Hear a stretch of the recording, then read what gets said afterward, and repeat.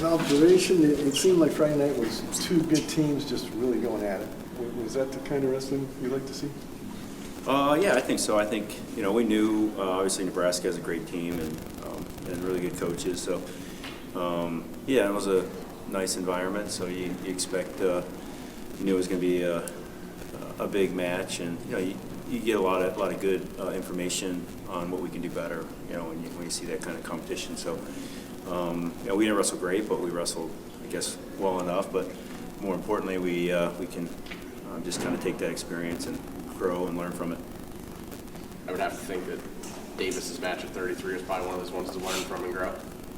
Yeah, I think he got caught in that Jonesy, which is it's a strong move and it happens a lot. And yeah, I think he could you have a lot of time, and with 3-point takedowns you can claw your way back. You just have to be steady. So, but yeah, I think it was fine. I mean, hopefully I think the takeaway for him was just that you're down 7 points, but there's still plenty of time to come back and win that match.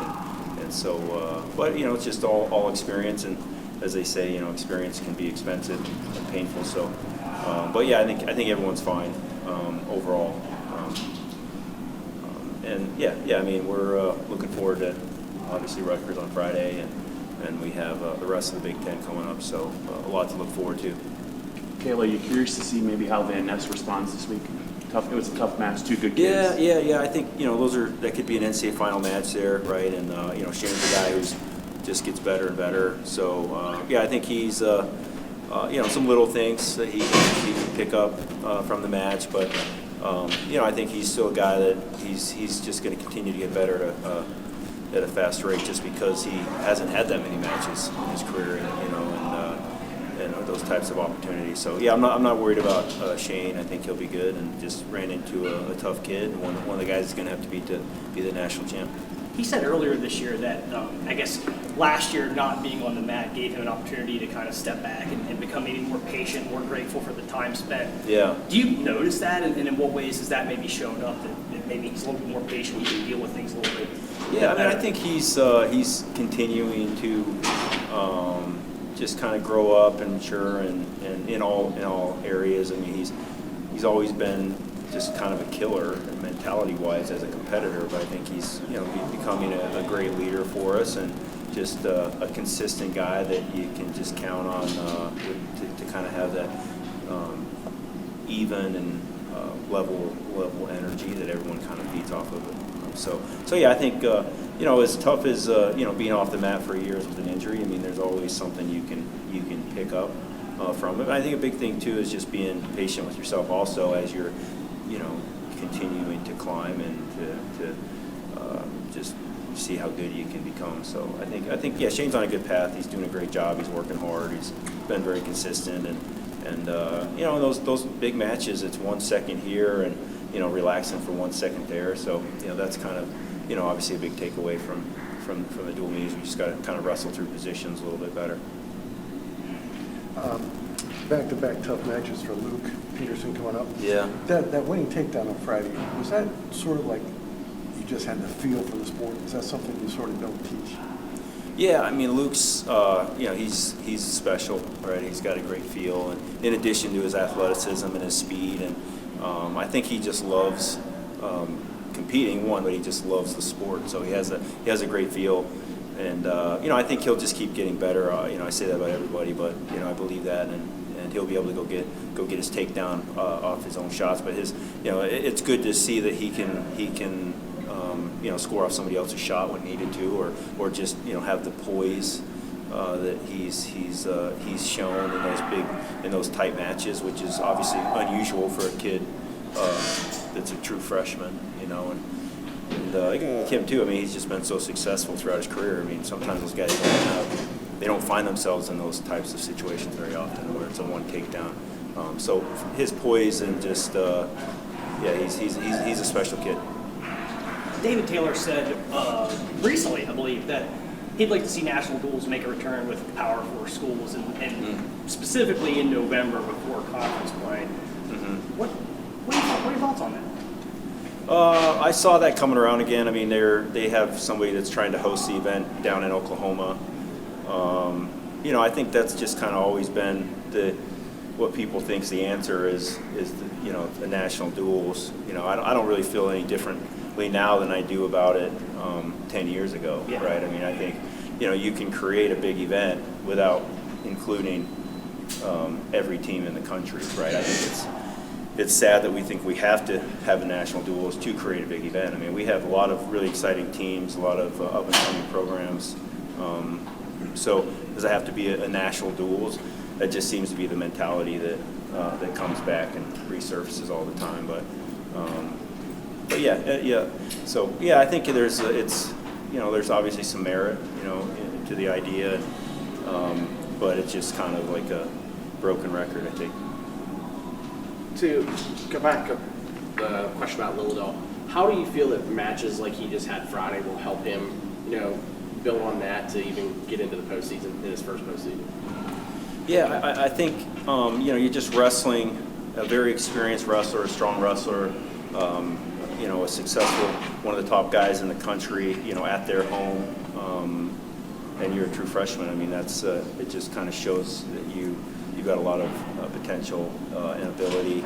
I think being able to push the pace like he did, and then also be able to have just the ability to scramble and control the center of the mat and just all the things he did, I think it's just everything's a step for him. But I think that's just another step for him in his pursuit of being the best wrestler in the world. I mean, that's his goal. He wants to be an Olympic champion, and the first step is just how you compete, in big matches if that's your goal. And he does a great job, and he's just himself. I mean, that's all we would ever ask or hope for our kids to do and be is just be true to yourself and what you want and how you want to compete and do that on the big stages. That's why we do this. That's what makes this fun.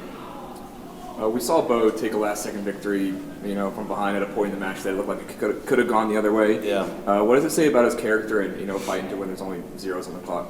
Yeah, I think Bo, when he really wants to score, it's hard to stop him. Whether it's a reversal like we saw or just getting that takedown. Yeah, you don't like to see matches come down to the end like that. But I mean, that's again one of the top guys in the country and very experienced, and Bo did what he needed to do to win the match, and he lands on his feet, in scrambles and whatever the situations are. He just had that ability to pull those kinds of things out. Cael, considering what the scoreboard said on Friday, why did you think the team maybe didn't wrestle great?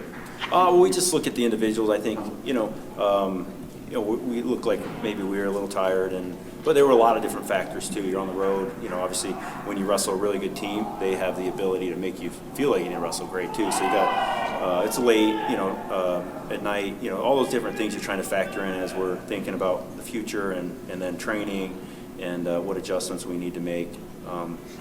But yeah, I think the guys wrestled well. I mean, that's one of those duels that, right away when you see that it comes up in the scheduling, you're like, all right, this is a big match. We got to be ready to go. Nebraska's always got a great team, and I mean, every one of their guys are really good, and they're going to be ready for us. So, but yeah, you're just thinking about each individual and what was their energy like? What were we just kind of look in their eye? All those little different things. Technically, were we sharp? And the other thing too is you don't want to be at your absolute best in January either, right? I mean, we're trying to get ready to win the Nationals in March and be at our best in March, more so. So, but yeah, I mean, credit to Nebraska. I mean, they're a great program, and we got some great programs coming up. I know some guys watch film, other guys don't. I know you guys are always really worried about what you do. But how often, Cael, do you go back and watch another match or watch something if you need to debrief with a guy to talk something over with him? Yeah, it just depends on the individual. Even as a coaching staff, we're all a little bit different. I mean, I think when you walk away from the match, I mean, you have a pretty good idea, what you think you need to work on. But at the same time, the kids have to be bought in. I mean, you can work on whatever you think the kids need to work on as a coach, and you could spend all day, every day, but if it's not what they think they need to work on, you don't get a lot out of it, right? So it's kind of that balance of working with them to help them figure out what's going to make them more confident. And if they're confident, then they'll compete well. So I think it's just a balance of those things. But I think coming away from matches, I mean, it's really easy to be a critic, right? I mean, everyone if you watch wrestling, everyone can see what we're doing wrong. Hey, we need to sprawl here. You know, our whistle starts aren't great. We're letting them get to their feet off the whistle or whatever. So anybody can see what's wrong. And the trick is getting kids to make those adjustments, right? In stressful situations when they're going to rely on their instincts. So I think it's just a balance of getting to know your guys and then just helping them to kind of progress along the path or at their pace, because that's how it's going to work. One more. Josh was very dominant in his match, Yeah. you know, seemingly not letting his opponent breathe.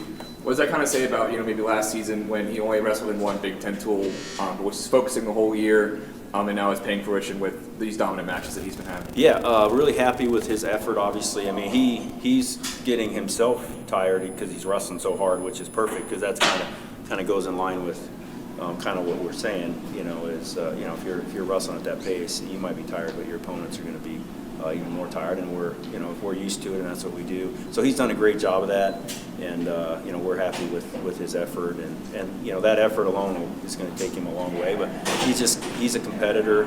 He loves the you know, when the spotlight's on, and he works hard. He lives the lifestyle, and he'll just keep getting better. Cool.